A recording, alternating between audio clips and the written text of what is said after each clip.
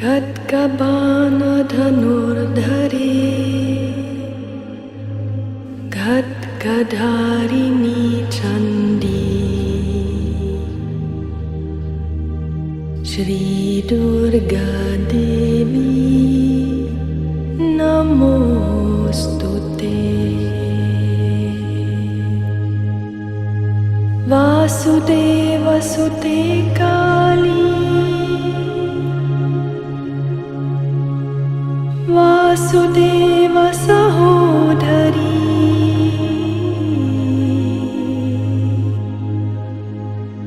वासुदेवसुते काली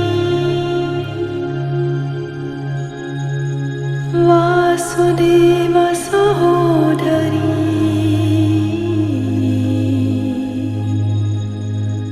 वसुन्धरा श्रिये नन्दे।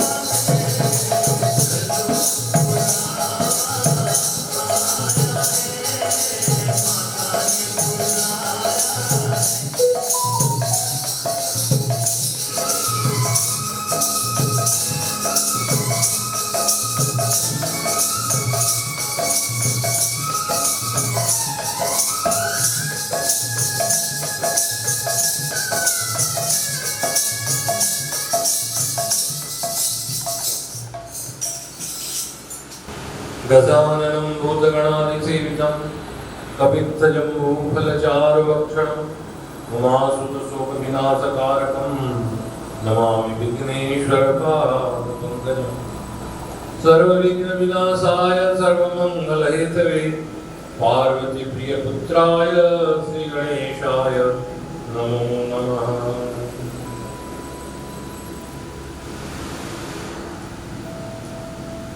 ब्रह्मा मुरारी त्रिपुरान्तकारी भानु शशि भूमि सुतो बुधश्च गुरुश्च शुक्रश्च निराहु केतवे सर्वे ग्रहा शांतिकरा।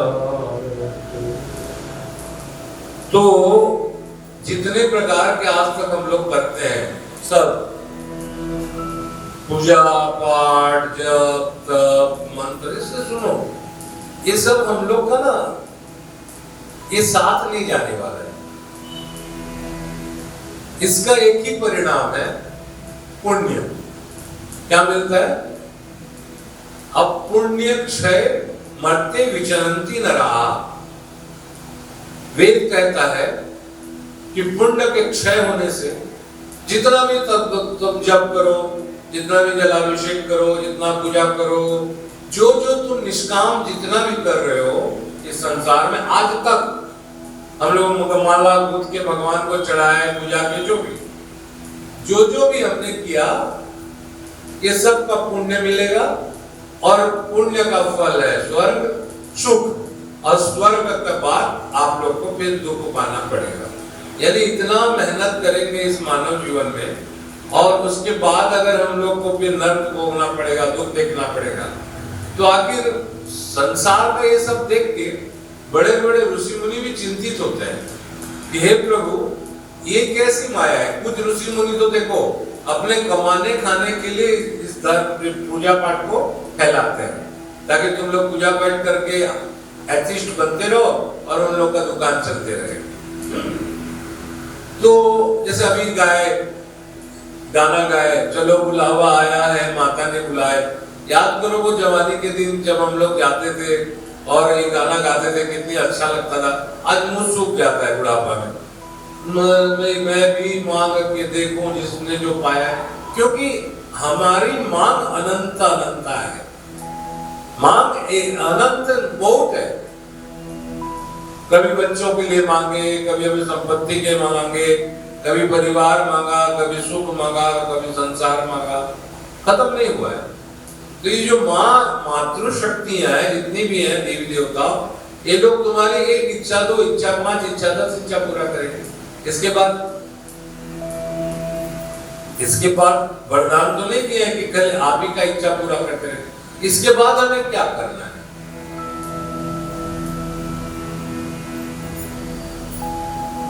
तो 18 पुराण के रचयिता व्यास देव जी के मन में ये बात आई क्या कि ऐसा क्या है, मर्त्य लोक में आदमी पूजा करता है, व्रत करता है, उपवास, अरे भाई कितना मेहनत करके जन्माष्टमी मना रहे हैं हमारे दीदी भाभी, स्वागत ही हो गया, अच्छा चीज है।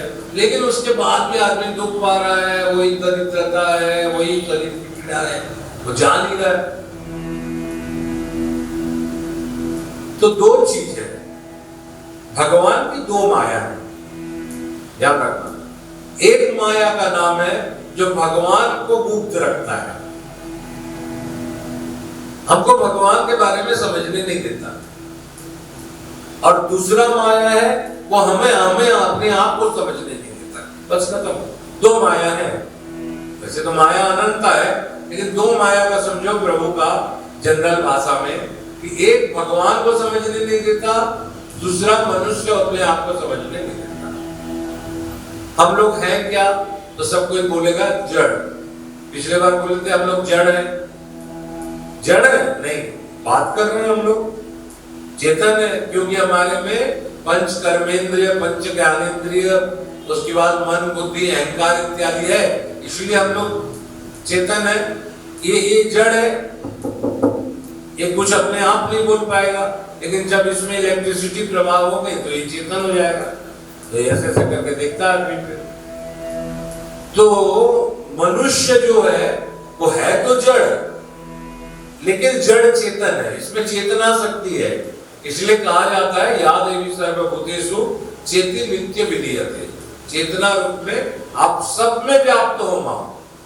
अगर मनुष्य की चेतना नहीं है तो शरीर है, प्राण है, सांस लेता है, आदमी लेता है, लेकिन उसकी चेतना नहीं होने के कारण उसको याद नहीं रहता है, जिसको कोमा भूल जाता है। और हम लोग ये शरीर पाके बड़े बड़े कोमा में चले गए हैं। क्यों? हम लोग 2 प्रकार की माया में, एक तो हमको भगवान अपने बारे में बताने की क्षमता नहीं दिया, जानने की क्षमता नहीं दी। उसलिए सदगुरु वैद्य है और उनकी वाणी चूरन है। और चूरन कौन है? विश्वास है। क्या है? सदगुरु वैद्य चूरन विश्वास। तुरंत विश्वास को बोला जाता है। अगर विश्वास नहीं है तो सदगुरु का कोई बात हम लोग को अच्छा लगेगा नहीं, कभी नहीं लगा। अनंत अनंत जीवन में हमें समझ नहीं पाए, सदगुरु को समझ नहीं पाए। महापुरुष लोग आए, महापुरुष लोग को हमने अपने जीवन में देखा, लेकिन हम लोग समझ नहीं पाए, खेले बुले खेल कूद के उनको छोड़ दिया। तो ये भगवान की एक ऐसी माया है जो माया भगवान को जानने की क्षमता नहीं देता। सो दैट रामायण कहता है वो व्यक्ति उसको जानता है, से ही जानहि जेहि देहु जनाहि।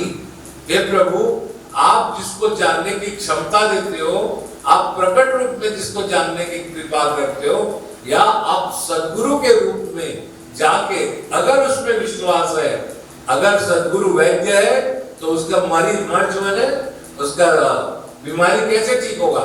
ये भाव सागर एक विभाव, एक बीमारी है। यहाँ पुनर्बार आना और जाना, इसी को देख के शंकराचार्य ने कहा पुनरपि जननम पुनरपि मरणम। ये संसार में आना और जाना, ये आवाहगमन को छोड़ना दुनिया में सबसे बड़ा भगवत कृपा है। इसको बोलते हैं मुक्ति। ये हम लोग फिर और ये आने जाने के चक्कर से खत्म हो जाए। तो भवरोग को निवारण करने वाली जगदम्बा श्री दादा है और कोई नहीं। लेकिन हम लोग भवरोग को उतना इंपॉर्टेंट नहीं देते हैं। हम लोग उससे पहले अपना रोग को देखते हैं, छोटा मोटा रोग। कभी पैसा का रोग है, कभी संसार का रोग है, कभी शरीर का रोग है, ये सब रोग है। लेकिन जो भवरोग को काटती है, उसी से जाके बोलते हैं मैं मेरा पैर ठीक कर दो। कितना छोटा सा चीज, चलो बुलावा आया, माता ने बुलाया है, मैं भी माँ को देखूं जो सबने मांगा वो पाया है। जो सबने मांगा, क्या मांगता है आदमी? धर्म अर्थ काम। लेकिन दाव हम लोग जड़ है और हमें चेतना शक्ति भगवती की शक्ति है, इसलिए चेतना शक्ति होने के कारण हम लोग मनुष्य हैं। क्या है? मनुष्य है। और इसीलिए हमको बोला जाता है जड़ चेतन। 5 कर्मेंद्रिय, 5 ज्ञानेंद्रिय, गवर्निंग अथॉरिटी मन, उसके ऊपर बुद्धि, फिर अहंकार, इसको बोलते हैं जड़ जीव। और इस जड़ जीव का परम लक्ष्य है, जैसे आप लोग का जो लक्ष्य है खा पी ले, प्रसाद पा ले, अपने अपने घर में जाए, सो जाए, ये लक्ष्य है, सबका लक्ष्य होगा। लेकिन हम लोग जो जीव हैं, पहले जड़ जीव हैं, ये सब जीव हैं, इसमें कोई तोरी मोरी नारायण और दादा बाबा नहीं है, सब जीव हैं। ये जो जीव हैं, इसलिए कहा जाता है महापुरुष लोग जीव के कल्याण के लिए अवतार लेते हैं। किसके कल्याण के लिए? किसी व्यक्ति विशेष के लिए नहीं, जीव कल्याण के लिए। तो हम लोग जो जीव हैं, ये जीव जो है, इसका परम लक्ष्य है भगवान की प्राप्ति, ईश्वर की प्राप्ति। लेकिन ये ईश्वर की प्राप्ति तो हम लोग इजीली कर लेंगे भाई, आज नहीं तो कल प्राप्ति हो जाएगा, परसों प्राप्ति हो, बोला नहीं। ईश्वर की प्राप्ति ऐसे नहीं हो सकता। क्यों? क्योंकि भगवान की एक वो माया है जो भगवान को छिपा के रखता है, हमको विमुख करके रखता है भगवान से। सत्संग से विमुख रखेगा, सबसे विमुख रखेगा। अरे कल सुन लेंगे, अरे चल कल कीर्तन कर देंगे, अरे चल प्रसाद परसों खा लेंगे, ये सब चीज, ये भगवान का एक माया है जो हमसे दूर करता है। और एक माया है जो हम लोग अपने आप को समझने नहीं देता है। जैसे अभी भाभी ओढ़ना दे के बैठी है, मैं अपने बड़ा ज्ञानी जैसे ही दे के बैठा हूं, इसका मतलब हमें अपने आप को नहीं समझा। हम लोग अपने आप को समझ लिए कि मैं ऐसे पांडे हूं, मेरा चुपकी बैठना मेरा राइट। अरे नहीं, मैं एक जड़ जीव हूं और मेरा लक्ष्य ईश्वर की प्राप्ति कृष्ण है, श्री कृष्ण है। इसमें चाहे पूजा कर लो, पाठ कर लो, चाहे जितना भी कर लो, नाम जप कर लो, बाबा ये प्राप्ति नहीं होने वाला है। तब गोपियों ने कहा कि हे उद्धव, अगर उसको उस परम सिद्धि को प्राप्त करना चाहता है तो ये जो बैठी है ना, इनको प्रणाम कर। किसको? श्री राधा बेटी थी नहीं। श्री कृष्ण के वृंदावन से होकर के बाद राधा जी को दिखा के उद्धव कहते ये इसी परम ब्रह्म श्री कृष्ण का प्रियतमा है, इसी के लिए प्रभु वहां आंख से आंसू निकाल रहे हैं।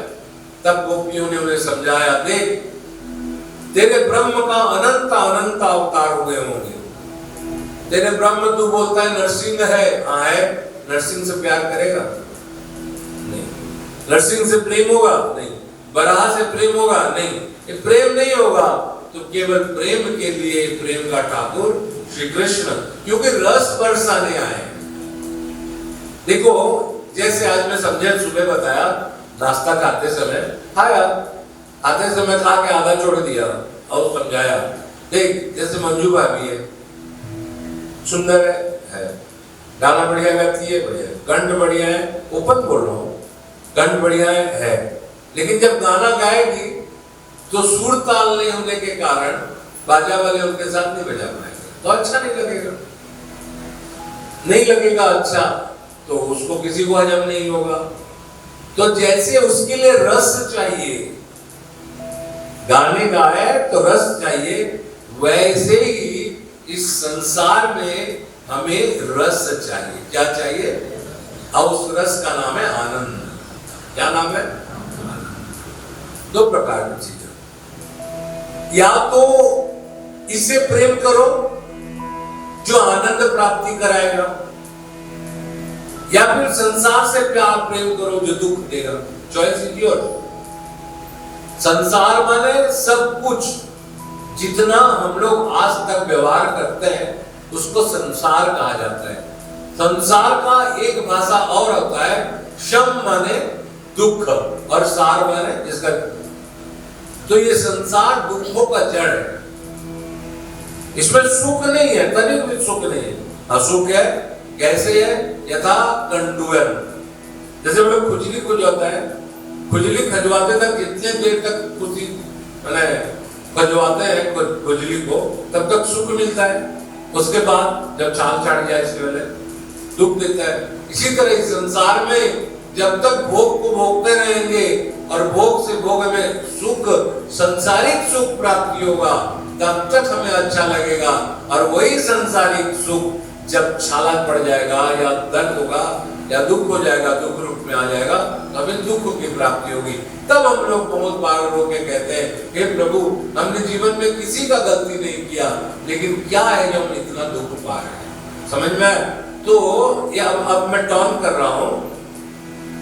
इस व्यक्ति बड़ा बड़ा कभी कभी कहता कि प्रभु हम देखेंगे कि बड़े बड़े महात्मा महापुरुष हो या बहुत बहुत आदमी अपने आप को ना दुख पाते हैं, बड़े बड़े दुख पा रहे हैं। बोले अच्छा, बोले हाँ दुख पा रहे हैं। बोले कैसे? तो भगवान ने कहा देखो ये मानव जीवन जो है ये दो प्रकार की चीज के करने के लिए है। एक जो हमने तो अनंत अनंत जीवन लिया है, हम लोग नहीं समझ पाए हम लोग जीवन, हम जड़ बोल के तब अपने आप को सोबू, एस.एन. पांडे, उर्वशी पांडे, प्रणय ये समझे हम अपने आप को, और हम लोग उसी पे जीना चालू कर दिया। इससे पहले तो हम सोबू थे नहीं, 25 साल पहले 30 साल पहले तो भी संसार चलता रहा। तो एक जीव आया और उसको समझा दिया गया कि तुम चौपू हो, कि तुम क्या नाम है सुनीता भाभी हो, तो हम लोग अपने आप को मानने लगे और वैसे ही मान के हमारी बात, व्यवहार, व्यवस्था और रहने का ढंग भी वैसे ही हो गया। तो कहने का मतलब हमें अगर दुख की प्राप्ति करना है तो संसार की तरफ जाना है और सुख प्राप्त करना है, वो सुख जो एटर्नल हो, वो सुख नहीं जब कभी कभी हमें एक गिलास पानी प्यासा रहते हैं, एक गिलास ठंडा पानी पीते होता है बहुत आनंद मिला। ये आनंद वो आनंद नहीं है, ये आनंद क्षणिक आनंद है, अब वो परमानंद है। क्या है? परमानंद, जिसको प्राप्ति करने के बाद और मनुष्य की किसी चीज की प्राप्ति करने की इच्छा नहीं होती, वो चीज है श्री कृष्ण। इसलिए बड़े बड़े महापुरुषों ने, जिसे भगवत प्राप्ति हो गया है, उन्होंने जीवन में धन जन गोप लक्ष्मी आदि सब प्रकार को तिरस्कृत कर दिया है, क्योंकि उन्होंने जाना कि ये जो प्रकार की इसमें जो आनंद है, ये आनंद हमें क्षणिक है, दुखदायी है, लेकिन वो आनंद जो परमानंद है वो वास्तविक मिलता तो नहीं, लेकिन वो परमानंद वास्तविक एटर्नल है। तो जीव का परम लक्ष्य है श्री कृष्ण की प्राप्ति, चाहे किसी प्रकार से, वो चाहे बचपन से ध्रुव प्रहलाद इत्यादि प्राप्ति कर ले, चाहे जवानी में जड़भरत और अजामिल जैसे प्राप्ति कर ले, या वृद्ध अवस्था में विश्व जैसे प्राप्ति कर ले, लेकिन उस जीव का परम कर्तव्य है कि ईश्वर की प्राप्ति करे। अब आया यहां कि हम लोग ने एग्जाम्पल देके बता रहा हूं, चुंबक है, चुंबक किसको खींचता है? लोहा को। किसको खींचता है? बोलो। एक लोहा शुद्ध है, पूरा प्योर लोहा, चुंबक है। एक में 50% मिलावट है, चुंबक है। एक में 10% लोहा है, बाकी सब तांबा है। तो सबसे पहले किसको खींचेगा? नहीं सुनेंगे। प्योर बोलेंगे, प्योर शब्द मैं नहीं बोला, 100% बोला हूं। 100% जिसमें लोहा है वो पहले खींच के अपने आप चला जाएगा। 50% जो है वो सेकंड में या बीच में थक जाएगा खींच के, और 10% जो लोहा है वो अपने जगह से निकल नहीं पाएगा, लेकिन अपने जगह में चुंबक के कारण हिलता भी रहेगा। ऐसे हिलता रहेगा, देखिए कभी कभी दूर से प्रभाव पूरा नहीं होने के कारण हिलता रहता है। यही हमारी संसार की पूरा गति है, मैं पूरा देखा। अगर आप लोग के हृदय में शुद्धता है, भगवत प्राप्ति के लिए जिज्ञासा इच्छा है, तो आप सट से भगवान की तरफ खींच के चले जाओ। और हमारे जैसे हालत ना इधर जा पाए ना उधर हो पाए, ना वृंदावन जा पाए ना संबलपुर के हो पाए, ऐसा वाला परिस्थिति वाला जो है ये 50% वाला चुंबक है। ना हरि का हो पाया ना दुनिया का हो पाया। तो कुछ देर तो भगवान के रास्ते में गया, उसके बाद वहीं से मैंने अपने रास्ता अपनी जगह को छोड़ दिया और पूरे चुंबक को प्राप्ति भी नहीं कर पाया, लेकिन अपने जगह को छोड़ दिया। नंबर तीसरा, जो 10% लोहा है, बाकी सब प्योर धातु नहीं है, लोहा धातु, वो क्या करे? अपने जगह में हिल तो रहा है, लेकिन अपने जगह में हिल रहा है। लोहा चुंबक के संस्पर्श में उसे आने से वो हिलना जरूर सुनिश्चित है, तो अपने जगह में हिल रहा है। वो कौन है? हम लोग सब। जैसे प्रणय, अपना टाइम आया, कीर्तन कर दिया, आनंद है, कीर्तन कर दिया, दुकान बाजार चलाया, फिर चला, अपने जगह हिल रहा है। प्राप्ति नहीं हो पाया, ना सदगुरु प्राप्ति ना ईश्वर की प्राप्ति, और ना संसार छोड़ा ना ईश्वर को प्राप्त किया। कहां है? अपनी जगह से हिल रहा है। हम लोग क्या कर रहे हैं? भजन कर रहे हैं। क्या कर रहे हैं? 10% सोने का लोहा का भाव लेके आप लोग बताओ, कभी हरि प्राप्ति हो सकता है? बताओ ना, ये जनरल सूत्र है। 10%। उसके लिए प्योर प्योर प्योर होना, और जितना प्योर उतना सट से लोहे की तरफ भागेगा। लोहा नहीं आएगा, चुंबक नहीं आएगा, चुंबक के तरफ भागेगा लोहा। इस तरह संसार सम माने दुख, जो दुखों के सार है वो संसार है। अगर हम लोग भगवान की तरह मुंह करके रखें तो इस संसार में बताया ना, जितना जितना चीज जो जितना प्योर प्योर मैंने तो होता है, प्योर मैंने क्या होता है?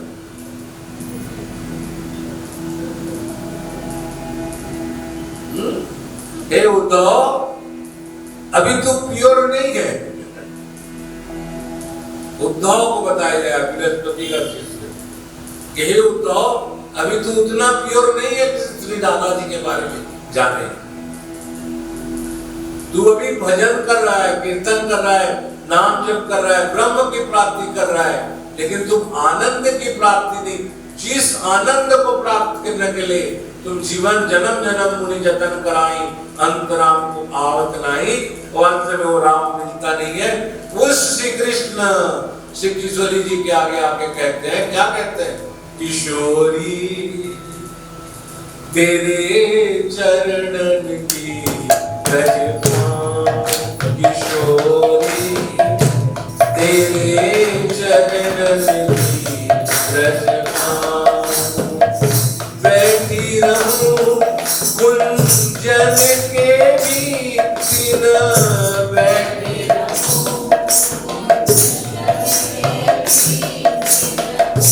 श्यामा श्याम बताऊं किशोरी मेरी प्यारी तेरे चरणन की रजता, किशोरी तेरे चरणन की रजता।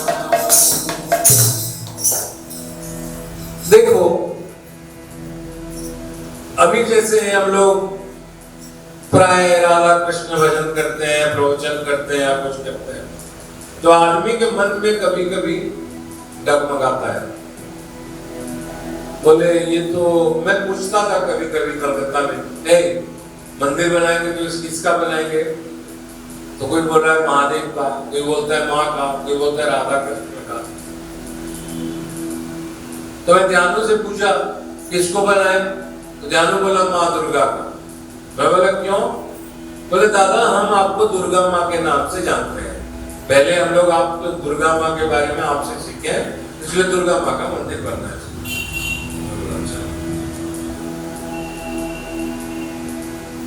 तो कोई बोला नहीं नहीं दादा, इतना बढ़िया बढ़िया राधा माधव पूजा करते हैं, इतना सुंदर राधाष्टमी करते हैं, राधा कृष्ण बनना चाहिए, वृंदावन का प्रेम है, राधा कृष्ण बनना चाहिए। क्योंकि भैया भी बोलते हैं अंत जब मुक्ति पाना है वो राधिका के चरण में ही मिलना है और कहीं मिलना नहीं है।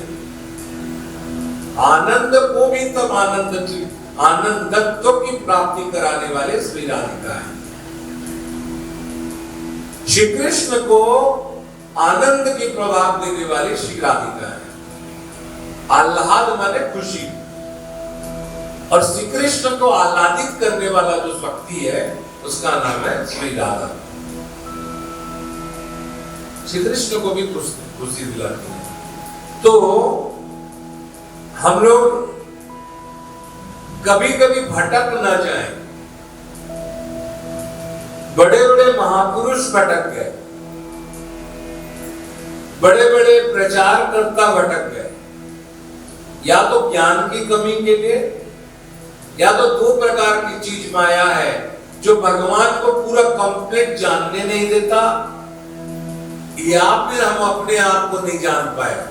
हम लोग अपने आप को महापुरुष समझ लिए, तिलक लगा लिए, लंडी तक केस हो गया, मंडित हो गया, ड्रेस बदल लिए, लाखों दो लाख चेला बना लिए। हम लोग अपने में अपने आप को बनाते गए, ये नहीं समझे कि मैं भी वही जड़ हूं जो लास्ट में बैठ के मेरा प्रवचन सुन रहा है। वो सेम, उसका भी जब शरीर चेतना छोड़ेगा तो उसको मिट्टी बोलेंगे, और हमारा भी छोड़ेगा तो मिट्टी बोलेंगे। 5-10 मिनट 10 मिनट के बाद बोलेंगे चलो चलो लो लो लो। घर में जिस बॉडी से खुशबू आता है उसी बॉडी को बोलेंगे बदबू मार रहे, चलो लो। बदबू मारने से पहले ले जाओ। पता नहीं रखने वाले से ज्यादा निकालने वाले निकल आते हैं। जिस दुनिया को हमने आखिरी तक हमारा बोल के समझा, जिस दुनिया, यही ज्ञान लेने के लिए बोलते हैं परम तत्व। क्या बोलते हैं? इसी को परम तत्व कहा जाता है। सबसे पहले तो आत्मज्ञान लेना है। आत्मज्ञान, आत्मज्ञानी भवति। पहले आत्मज्ञान लो कि मैं कौन हूं। तो मैंने कहा हम लोग जड़ चेतन है, हम जड़ तो है ही। कुछ दिन बाद मर जाएंगे तो जड़ हो जाएंगे, मिट्टी हो जाएंगे। लेकिन अभी जो बोल रहे हैं, नाच रहे हैं, कूद रहे हैं, खेल रहे हैं, पैसे का घमंड है, सुंदरता का घमंड है, ये सब घमंड जितने भी रखे हैं, ये सब एक चेतना है, लाइट की चेतना। लेकिन हम लोग भूल गए कि हमारा ये सब में, आज देखिए जैसे आज दिन भर का, चाहे हम लोग खाना खाए कि नहीं खाए, सब खाए हो, तो गाड़ी में बैठ के आए, रात यात्रा तैयारी किए, सुबह नहाए धोए, सब किए, लेकिन आज दिन भर का लक्ष्य क्या था कि शाम के कीर्तन होना है, यही था। तो सब काम हुआ और लक्ष्य भी हुआ कि नहीं हुआ। लेकिन ऐसे ही हम लोग क्या समझाते हैं कि नहीं, मेरे पास टाइम ले लो, मेरे पास समय नहीं है। अब तो कह रही है, दो शब्द कोई नहीं बोलेगा, मेरे पास समय नहीं है बोल के। करुणा सबको समझा दिया कि हमारे पास टाइम ही टाइम है, सब चीज के लिए हमारे पास टाइम था, हमारे पास कीर्तन के लिए टाइम नहीं होने के कारण महापुरुष ने कहा कि ये जो जीव है बहुत बड़ा ठग है, सब कुछ करेगा लेकिन भजन न करिया, भजन नहीं करेगा, सब कर लेगा बाकी। कल आप देख लो, कल करना है सारा चीज हो जाएगा, आज रात 9 बजे से कल 5 बजे तक, लेकिन भजन करने में बस नहीं निकलेगा सबका। और कीर्तन से देव कृष्ण, कीर्तन चाहे जैसे हो, आड़ा हो, टेढ़ा हो, मुड़ा हो, टेढ़ा हो, कीर्तन का भगवान श्री कृष्ण। इसलिए मनुष्य जीव कीर्तन करना चाहिए, ये नहीं सोचना चाहिए कि कैसे आवाज आ रहा है, कौन गा रहा है, कौन नहीं गा रहा है, कीर्तन में मस्त हो जाना चाहिए। भगवान मनुष्य के भाव को देखता है, क्या देखता है? देखो हम लोग अभी यहाँ बैठे हैं सब कोई, और अगर हम लोग का मन बाहर तरफ चला गया, बाहर में कहीं घूम रहा है, तो मैं जितना भी भगवत करूं, जैसे अभी प्रभु महाराज दिन भर कट के आंख मार बंद कर रहे हैं सोने के लिए, तो उसका मन सोने में चला गया, और इस सोने में जैसे गया तो हम लोग मन चला गया, तो शरीर यहाँ बैठ के कोई फायदा नहीं है, शरीर तो सत्संग करता नहीं है। लेकिन हम लोग किसको सत्संग करने में लाते हैं? लिपस्टिक लगा के शरीर को लाके बैठाएंगे, माला पहना के शरीर को ही देखा जाएगा, लेकिन मन को कोई नहीं डाला। अब भगवान कहते मन मना भवा, ये अर्जुन मन मुझे दे, बाकी कुछ देना नहीं है तुम्हें। जैसे मैं आया, ना फूल चढ़ाया, ना पूजा किया, ना एक्स किया, ना वाई किया, जेड किया, मैं क्यों जाऊं? अगर ऐसे जाऊं, अभी जाऊं तो उससे अच्छा है मन से प्रणाम कर लो। ठाकुर कितनी बढ़िया व्यवस्था दी हो आप, ये वो देवता है जो सब कुछ माफ कर देते हैं।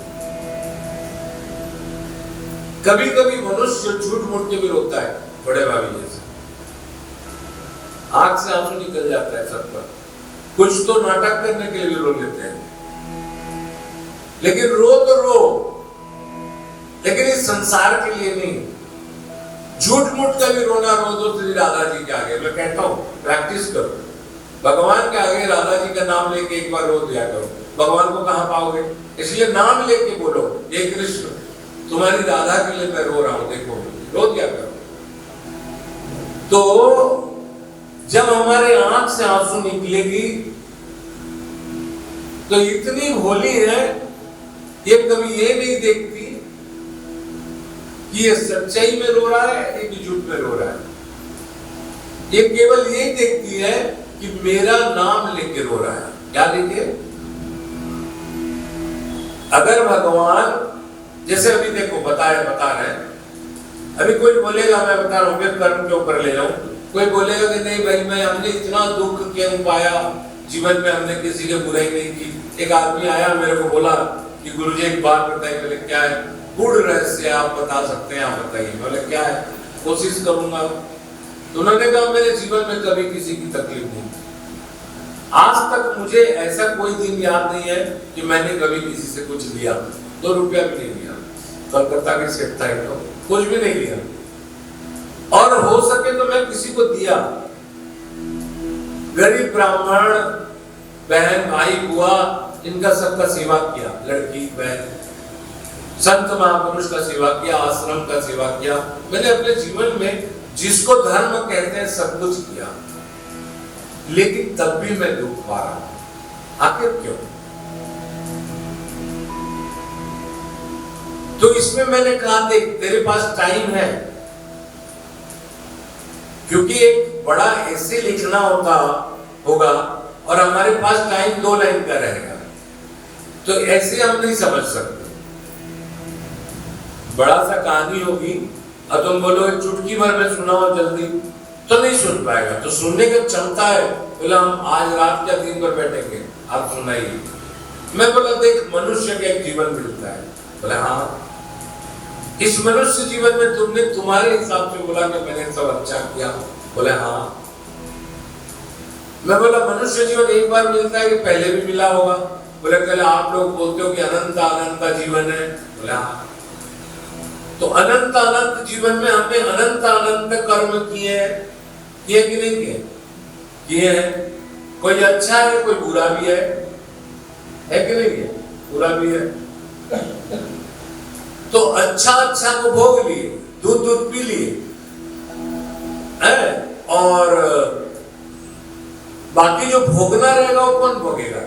कभी कभी इस जीवन में कुछ गलती ना करने के बावजूद भी मनुष्य को ईश्वर की इच्छा से कुछ दुख जो लगता है मिलता है, वो भगवत कृपा है। क्या मानो उसको? भगवत कृपा। क्योंकि आपका पूर्व जन्म का कुछ पाप ऐसा था जो भगवत कृपा से भी कट रहा है। क्या बता रहे? समझ रहे चलो भैया? जैसे आज हम लोग 1 लाख रुपया कमाए, बैंक में डिपॉजिट किया, कल फिर मैं आया और फिर मैंने 60,000 रुपया कमाई किया। अब मैं बैंक में डिपॉजिट करूंगा तो मेरा कितना होगा? कितना होगा? 1,60,000 रुपया। और कल अगर मैं कुछ कमाई नहीं किया और वहां से 30,000 रुपया खर्चा करूंगा तो कितना बचेगा मेरे पास? ओनली 30,000 70,000। कमाई कुछ किए नहीं हो और 30,000 खर्चा किए हो तो कितना बचेगा? यही तो तुम लोग का मैथमेटिक्स की गलती के कारण संसार में दुख पा रहे हैं हम लोग। कितना बचेगा? 70। तो हम लोग 1 लाख रुपया कल 1 लाख कर्म किए हैं, उसको हम लोग डिपॉजिट कर दिए, मर गए, खत्म हो गया। आज अगर मैं खत्म हो जाऊं तो मैं जो जितने कर्म किया हूं वो क्या खत्म हो जाएगा? इतनी नवरात्रि में लेडीज लोग को दिया हुआ साड़ी वो क्या ध्वंस हो जाएगा? और मैं तो फिर एक बार लेडीज नहीं बनूंगा कि मैं 50 साड़ी पहनूंगा। तो कुछ कर्म जो होते हैं वो ध्वंस नहीं होते हैं, वो अगले बार आपके साथ जुड़ जाते हैं। जैसे मैं यहाँ इतनी योग्यता मेरी नहीं है, मैं इतनी योग्य फैमिली से भी नहीं आया हूँ, इतना योग्य बैकग्राउंड भी नहीं है कि मैं व्यास गादी संभालूं। लेकिन आज व्यास गादी संभालते हुए सबको जब चमका रहा हूँ, उसके कारण एक है कि मेरा पिछले जीवन का डिपॉजिट है, और उस डिपॉजिट के साथ अभी अगर मैं डिपॉजिट नहीं करूंगा तो मेरा संपत्ति माइनस होते जाएगा। और हम लोग क्या करते हैं, पिछले जीवन में जो कर किए हैं अभी सुख प्राप्ति कर करके बिना मतलब का, अभी आप लोग इतनी योग्य नहीं हो और आपके पास एसी पहुंच गया, एसी का सुख भोग रहे हो और इतनी योग्य नहीं हो, तो ध्यान रखो पूर्व जन्म का जो सुख मिला था वो भी कट रहा है। क्योंकि संसारिक सुख संसार में मिलेगा, इसका आध्यात्म जीवन तो है, एक दिन मिलेगा, एक दिन खत्म हो जाएगा। और ये खत्म होने के बाद मनुष्य को मर्त्य में फिर विचरण करना पड़ेगा। अब फिर मर्त्य में विचरेगा। इसी को देख के शंकराचार्य ने कहा पुनरपि जननम पुनरपि मरणम, क्योंकि मनुष्य कर्म को छोड़ नहीं पा रहा है और कर्म करने के कारण उसका प्लस एंड माइनस जुड़ते जा रहा है। प्लस होते जा रहा है तो सुख भोग ले रहा है, माइनस होते जा रहा है तो द्रोह रहा है। क्या कर रहा है? देखो सीधा बात है, प्लस होता गया कर्म में तो मनुष्य हंस रहा है, और माइनस होते गया तो रो रहा है। समझ में आ रहा है? तो प्लस माइनस में समझते हैं, रो रहा है क्या, आज मुझे दुख मिला, आज मुझे दुख मिला, आज मुझे दुख मिला। भगवान कहते हैं तू प्लस माइनस यहां खत्म कर, और एको भी कृष्ण से कृतज्ञ प्रणाम।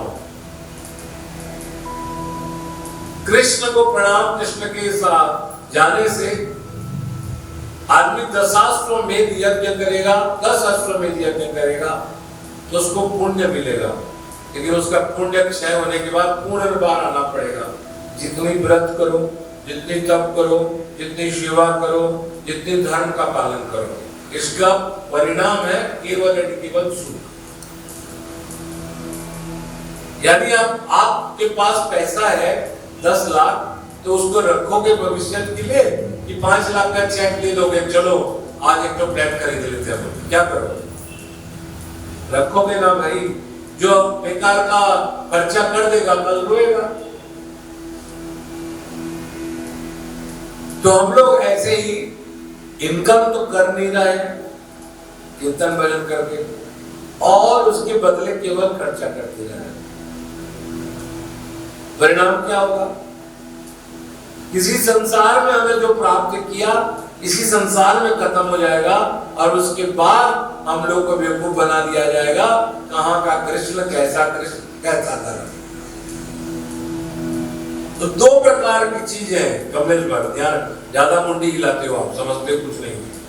2 प्रकार की चीजें, एक प्रकार के जितने भी पूजा कर ले, जितने पीपल देवता में पूजा कर लिए, जितना तुम लोग वट सावित्री कर लिए, जितना पति को परमेश्वर मान लिए, मेरे को कोई कहने का नहीं है, क्योंकि ना मैं पति रखा हूं ना मुझे परमेश्वर की जरूरत है। तो कहने का मतलब हाथ जोड़ के कह रहे हैं, हम लोग जितने भी बवंडर, आडंबर, सास दिया हुआ चीज, बहू दिया हुआ चीज, संसार में दिया हुआ चीज, लोकाचार, आज मैं ब्राह्मण परिवार में बहू बन गई तो ये को हमारे घरे तो सेला जैसा खाना पसंद की से मंगला पूजा करसन रहबादी पड़ती उपाधि, ये जितने प्रकार के लंद पंद चीज हम लोग कर रहे हैं, जितना प्रकार के, इसका केवल एंड केवल हम लोग, इसका पीछे कारण क्या है क्या बताओ? अब बेटा जुतिया भी रहेगा, आदमी बिना पूरा पानी नहीं पीके, कारण क्या? बेटा अच्छा रहेगा। अब बेटा जब खत्म हो गया तो माँ के रहते बेटा खत्म हो गया तो माँ कहेगी मैं भी तो एक माँ हूँ माता, कहेगी, और उसके मुंह से निकलेगा चलो बुलावा आया है, माता ने बुलाया है, निकलेगा। इसका मतलब आपने धोखा मांगा, आपको धोखा ही मिला इस संसार में। वो चीज नहीं मांगा आपने जिस चीज को प्राप्ति करना था, आप और चीज को मांगे जो हमें मांगने की जरूरत नहीं थी, वो तो ऐसे ही आएगा। पति, पिता, पुत्र, घर, संपत्ति तो मनुष्य जीवन संसार में रहेगा तो आएगा ही। उसको बुलाने की, मांगने की, व्रत करने की जरूरत क्या है? इसके बाद हमें अगर कुछ चीज प्राप्ति होती है उसका नाम होता है क्या? क्या होता है? एक तो धर्म है और एक का नाम है जिस चीज को प्राप्ति करने के लिए हमें धर्म का भी बलिदान देना पड़ता है।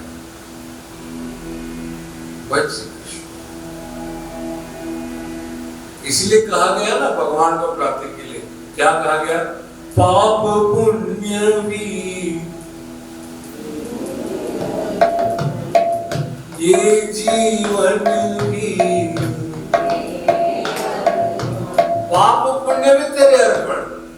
मैं कर्म किया तो पाप किया और पुण्य किया और कुछ तो नहीं किया।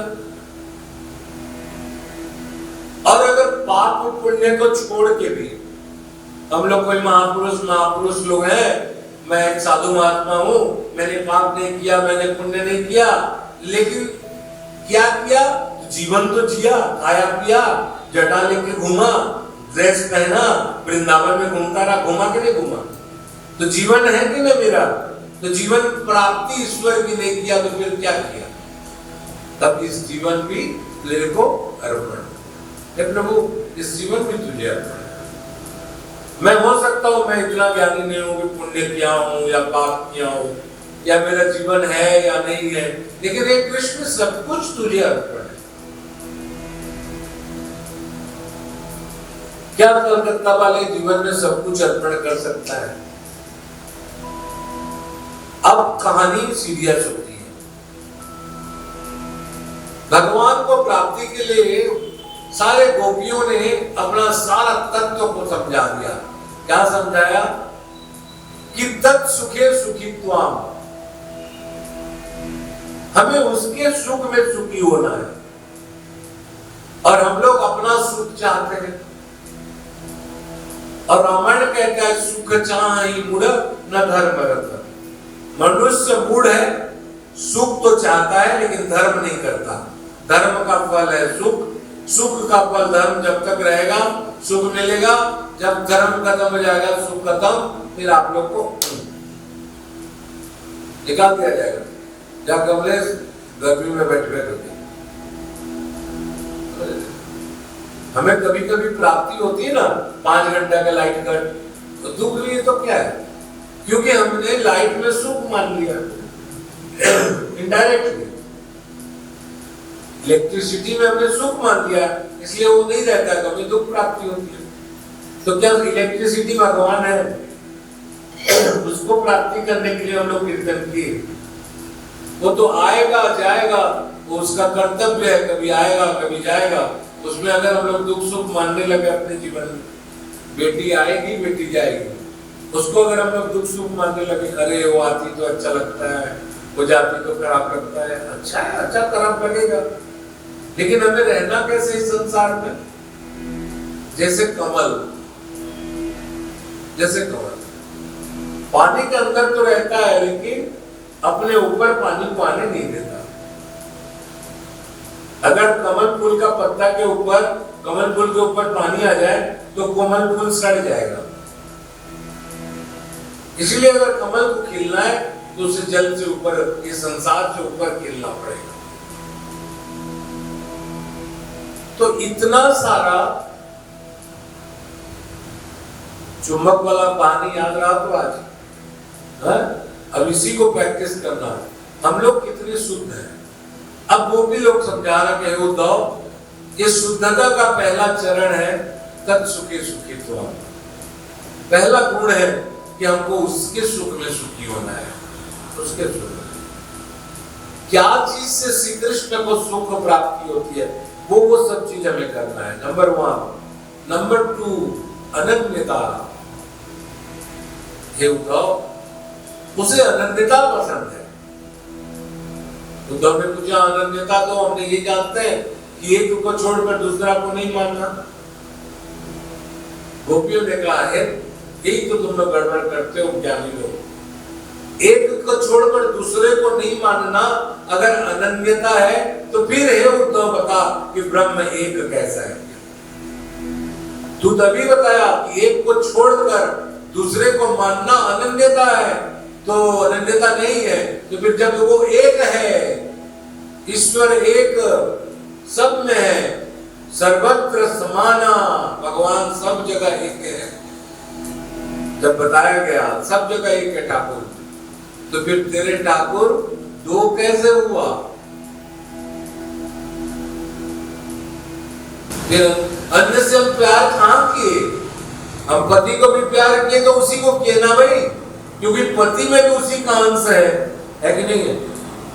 बहन को भी प्यार कैसे घुमा रहे थे, ज्ञानी को कितना पटक रहे 2 के, तो उसका अंश ईश्वर, अंश जीव अविनाशी। अब सब में उसी का नूर समाया, सब में भगवान का ही नूर है, तो सब भगवान है, सब हमारे श्री कृष्ण है और सब हमारे श्री कृष्ण। जो मेरे को सब जगह देखता है या मुझे सब में देखता है, वो मुझसे दूर नहीं है या मैं उससे दूर नहीं हूं। गीता युमाम पश्यन्ति सर्वत्र, जो मुझे सब जगह देखता है। हिंदी में बता देता हूं, हिंदी संस्कृत बताने से तुम लोग का व्यवहार चाल खत्म हो जाएगा। और ऐसे ही मुझे सरल करके बताना अच्छा लगता है, क्योंकि जितने मैं बताता हूं ये मेरा इतिहास है, मेरा लिखा हुआ, दिमाग में लिखा हुआ, इनके प्रदत्त चीज है। मैं कोई किताब नहीं लिखा हूं, लेकिन ऐसा मैं जो बोलता हूं ये कहीं नहीं लिखा हुआ। घुमा घुमा के बताता हूं सब प्रकार की ग्रंथों को लेके कि वास्तविक सच चीज ही है। भाई रामायण में रामायण कथा लिखा गया, महाभारत में महाभारत कथा लिखी गई, भागवत में भागवत लिखा गया। एक ज्ञानी महात्मा मुनि लोग भटक गए, रामायण वाले रामायण पढ़ने गए, वो अपना बाप रामायण में बोले हुए हैं, जीवन में 25 साल 50 साल तक रामायण पढ़े, रामायण सुनाया और आदमी को भी राम के रास्ते में डाला। कोई शिव पुराण सुना रहा है, कोई भागवत सुना रहा है, भाई कोई गीता महापुराण सुना रहा है, सुना तो सब रहे हैं, लेकिन इन विषयों में भी अगर किसी को बोल दिया जाए कि महाबाप भैया बाबा जी हमको एक चीज करवाना है, मैं थोड़ा देवी भागवत करवाना चाहता हूँ और आप कृपा करें, तो बाबा बोलेगा वैसे तो मैं भागवत करने वाला हूँ, लेकिन आपकी अगर आग्रह हो तो मैं देवी भागवत भी कर सकता हूँ। तो अब देवी भागवत के लिए साइन मिल गया, उसको सिग्नेचर कर दिया आपने। अब वो रात में किताब खोल के देवी भागवत पढ़ रहा है, तब ना देवी भागवत बताएगा। देवी भागवत पढ़ने वाले को रामायण पूछ लिया, और रामायण किसकिंध्या कांड खोज रहा है, इसमें क्या है। इसीलिए सब ज्ञान को अधिष्ठात्र नहीं करने के कारण, कब्जा नहीं कर पाने के कारण, सब ज्ञान का अधिकारी नहीं होने के कारण एक एक लाइन में सब अपने आप को महापुरुष बना लिया और सिद्धांत को सब कोई छोड़ दिया।